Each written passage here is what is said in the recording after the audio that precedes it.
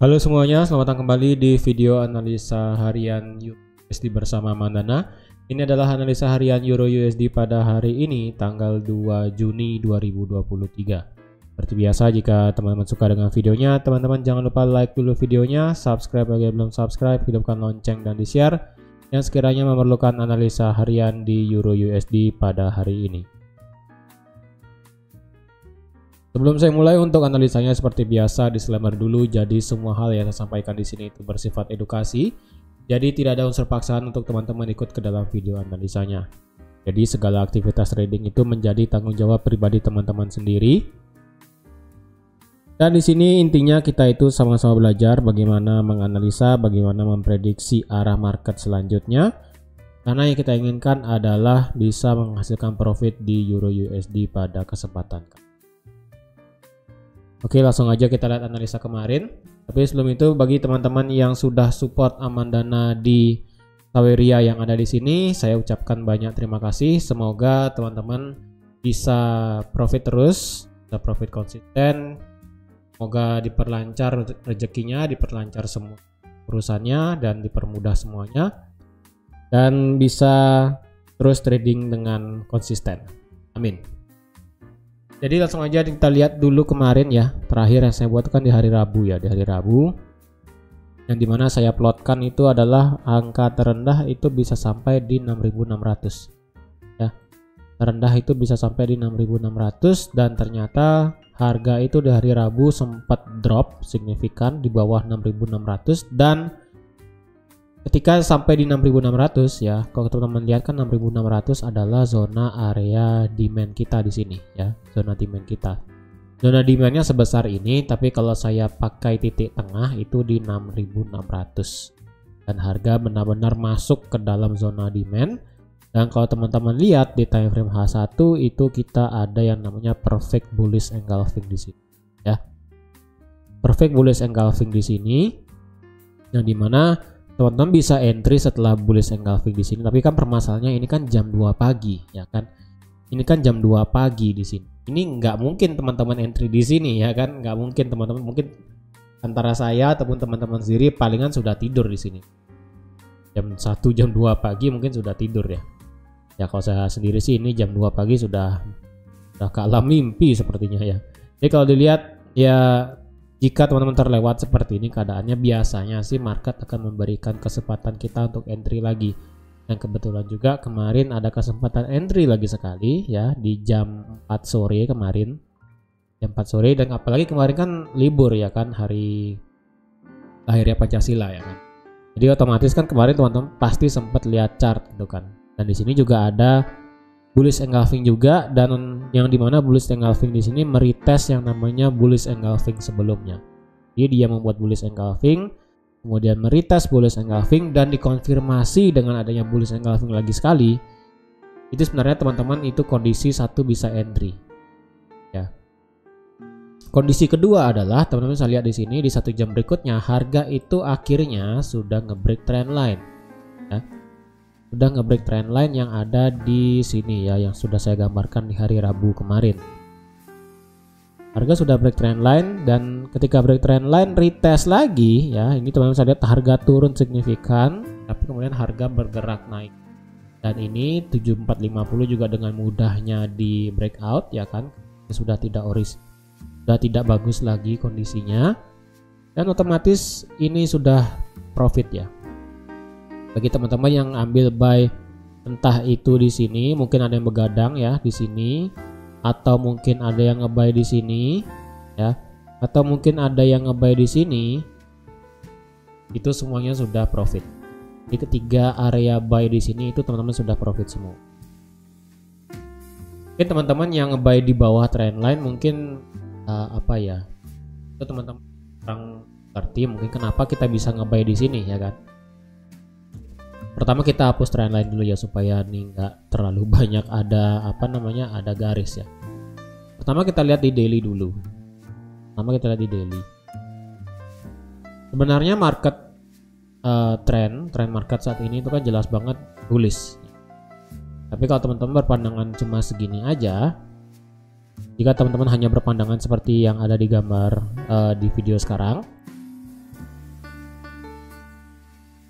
Itu teman-teman melihatkan harga itu membuat yang pertama kita buat dari sini ya. Kita buat dari low di sini.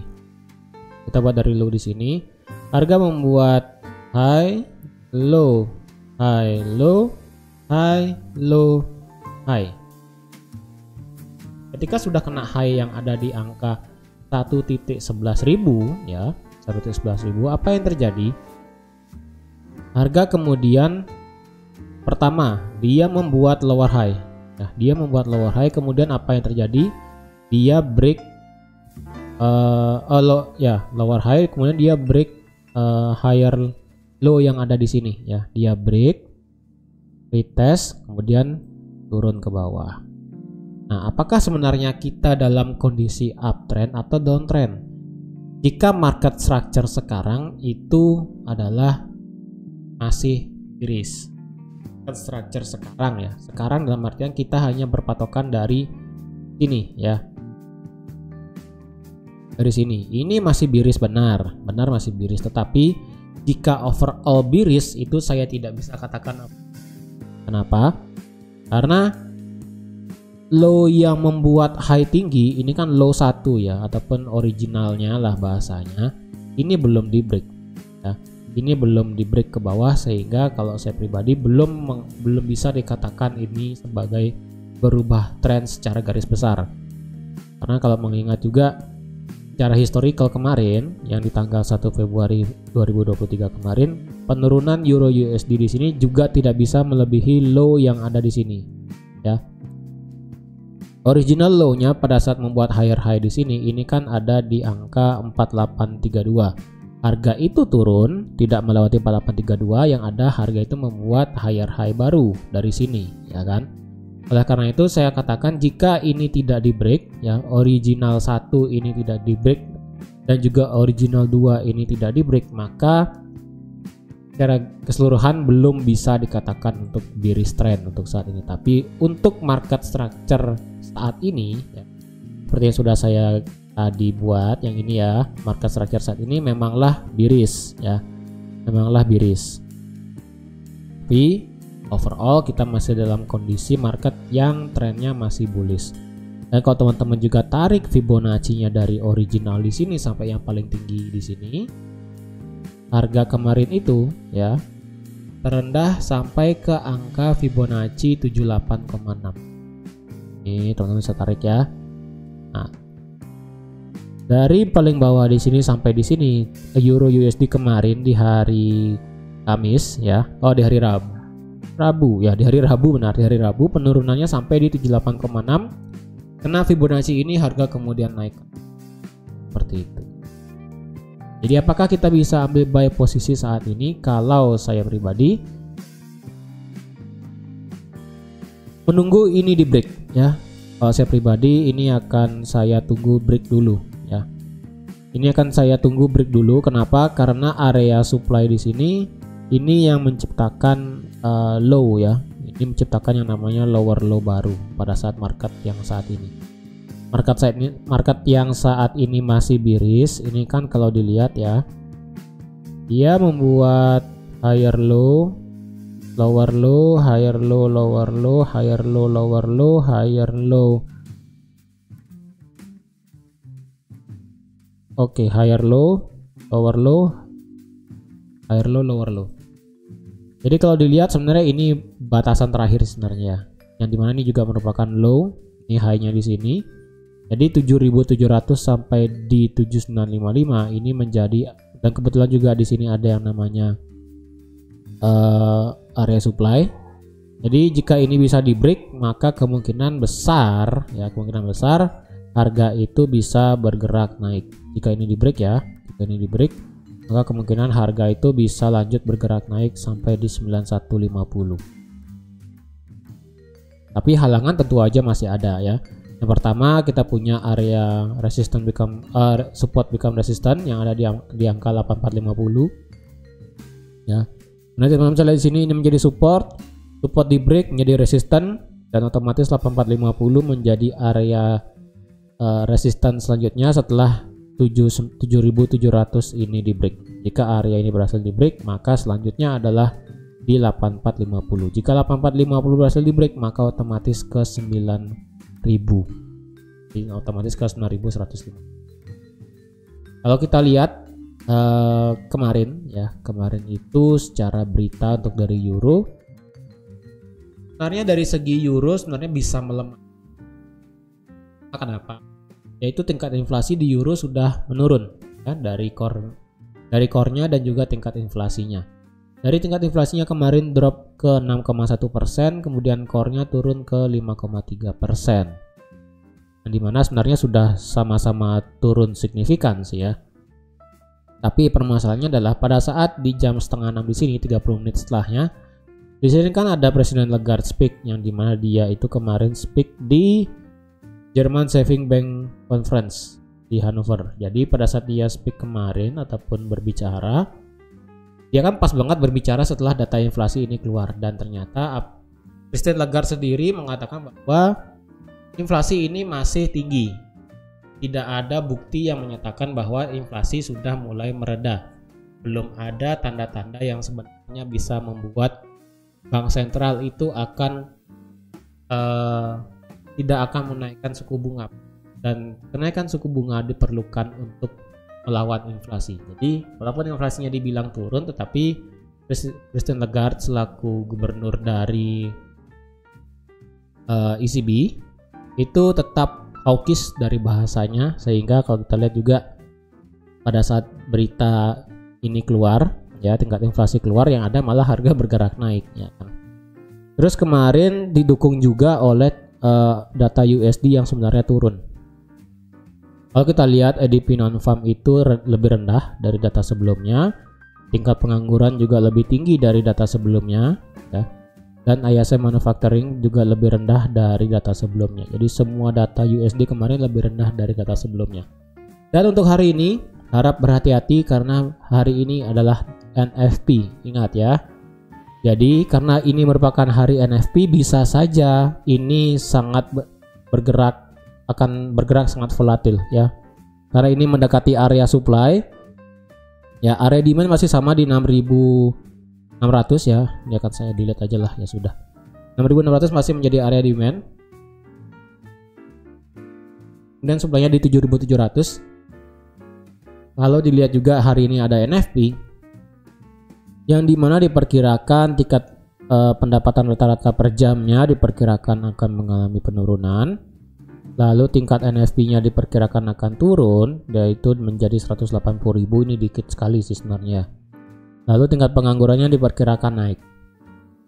Ya, jika nanti malam itu berita NFP, tingkat pengangguran dan tingkat pendapatan rata-rata per jam hasilnya buruk semua,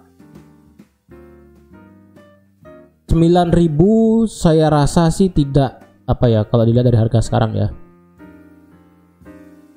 Ya, saya rasa untuk hari ini jika data NFP-nya jelek semua, pergerakan naik 150 pip bagi euro USD sampai ke angka 9150 per harga sekarang itu tidak mustahil. Tidak akan mustahil dalam artian ya maksudnya possible banget dalam artian ya itu bisa terjadi. Karena data NFP di sini seperti kita tahu bahwa NFP sekarang itu berada di dalam isu tentang debt ceiling. Ya, seperti yang sudah saya katakan juga di debt ceiling di analisa gold sebelumnya, ya kan. Jadi kalau dilihat NFP pada kali ini, kenaikan euro USD per satu harinya ya, kenaikan euro USD per satu harinya sebanyak 150 pip kemungkinan bisa terjadi pada hari ini jika data NFP-nya semuanya merah. Tetapi jika hasilnya mix ya, misalnya tingkat pengangguran tetap turun, NFP-nya naik, tingkat pendapatan rata-rata per jam turun, ya kita akan melihat kenaikan bolak-balik dari euro USD dari naik turun dan begitu seterusnya, dan kemungkinan area-area ini akan valid ya. Yang pertama area support become resistant di 8450 bisa valid, kemudian 6600 juga masih akan valid dan begitu seterusnya. Jadi untuk nanti malam yang kita inginkan adalah pergerakan satu arah dari tiga sektor ini. Yang pertama adalah tingkat pendapatan rata-rata per jam, yang kedua adalah tingkat daripada NFP ini sendiri, lalu yang terakhir adalah dari tingkat pengangguran. Jika dia mau merah silahkan merah semua, kalau dia mau hijau silahkan hijau semua. Sebaiknya seperti itu. Jangan plin-plan lah bahasanya. Tapi kalau teman-teman mau menunggu data trading data NFP ini keluar sebelum trading, it's okay. Tapi ingat, data NFP keluar ini kan jam 8:30 ya, kalau nggak salah 8:30. Dan di mana itu New York Stock Exchange ataupun NYSE itu belum open ya. Jadi biarkan, kasih jeda 30 menit setelah berita NFP ini keluar. Ketika berita NFP ini keluar, sebaiknya kasih jeda 30 menit supaya benar-benar market itu memproses kemana pergerakan sebenarnya bagi data NFP yang hasilnya mix ya. Tapi jika hasilnya semua satu arah, entah dia hijau atau merah, maka bisa 15 menit setelah NFP itu keluar, seperti itu. Oke, jadi teman-teman sekian aja untuk analisa Euro USD pada hari ini. Jadi ingat, hati-hati, hari ini ada NFP. Harap lalu waspada terhadap berita-berita yang besar seperti ini, supaya teman-teman tidak kehilangan momentum yang pertama. Yang kedua, teman-teman tetap bisa melakukan trading tanpa khawatir ya. Sekian aja untuk analisa Euro USD pada hari ini. Terima kasih sudah menonton videonya sampai habis. Terima kasih juga sudah like, share, dan subscribe seperti biasa. Dan sampai jumpa lagi di analisa harian Euro USD minggu depan. Bye bye.